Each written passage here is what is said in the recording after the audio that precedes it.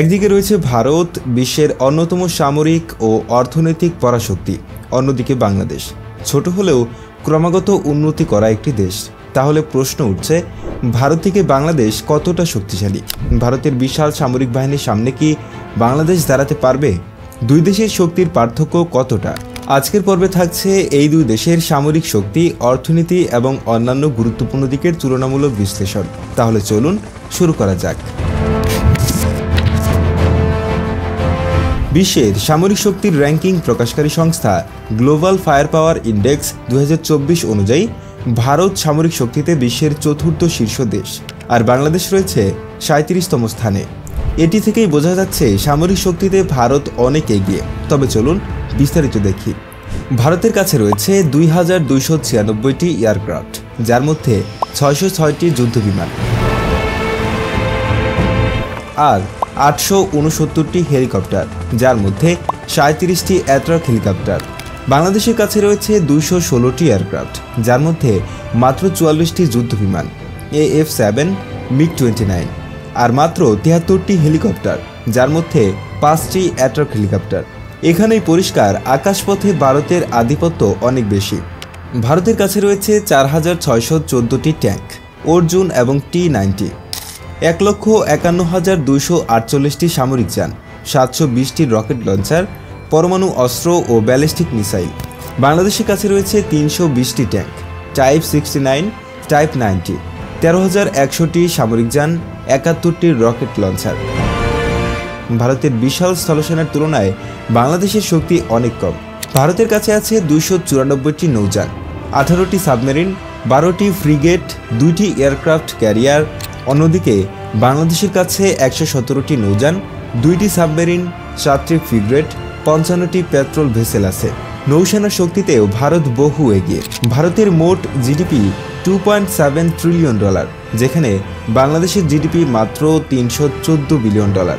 ভারতের reserve $600+ billion, যেখানে বাংলাদেশের $35 বিলিয়ন।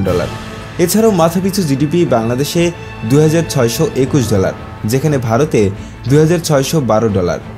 বাংলাদেশের গড় আয়ু, নারী শিক্ষার হার, দারিদ্র হ্রাসের হারও ভারতকে ছাড়িয়ে গেছে। অন্যদিকে প্রভার্টি রেশিও অনুযায়ী ভারতের 21% মানুষ দরিদ্র সীমার নিচে, যেখানে বাংলাদেশে 18%।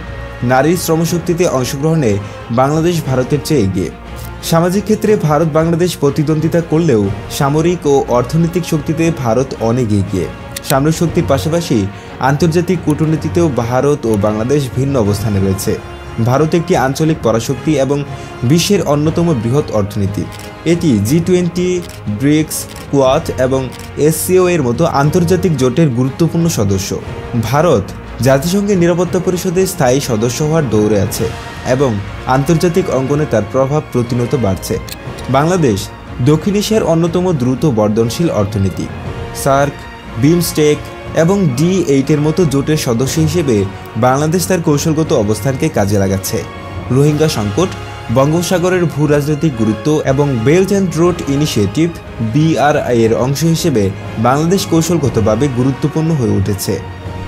ভারত নিজস্ব যুদ্ধবিমান তেজাস, ট্যাঙ্ক, অর্জুন এবং ক্ষেপণাস্ত্র অগ্নি এবং ব্রহ্মাস তৈরি করতে সক্ষম। DRDO এবং হালের মতো সংস্থা ভারতকে প্রতিরক্ষা শিল্পে স্বয়ংসম্পূর্ণ করে তুলেছে। বাংলাদেশ ধীরে ধীরে নিজস্ব প্রতিরক্ষা সরঞ্জাম উৎপাদন শুরু করেছে। সামরিক বাহিনীর আধুনিকায়নে ফোর্সেস গোল 2030 কর্মসূচি গ্রহণ করেছে, যার অধীনে বাংলাদেশ সেনাবাহিনীতে উন্নত যুদ্ধবিমান, সাবমেরিন ও ক্ষেপণাস্ত্র যুক্ত হচ্ছে। তবে এখনও প্রতিরক্ষার জন্য বাংলাদেশ অনেকাংশে আমদানির উপর নির্ভরশীল। সামরিক ও অর্থনৈতিক শক্তিতে ভারত বহুগুণ এগিয়ে থাকলেও বাংলাদেশ তার সামর্থ্য অনুযায়ী দ্রুত অগ্রসর হচ্ছে। ভবিষ্যতে প্রযুক্তি, অর্থনীতি ও সামরিক শক্তির ক্ষেত্রে বাংলাদেশ আরও উন্নতি করবে বলে আশা করা যায়।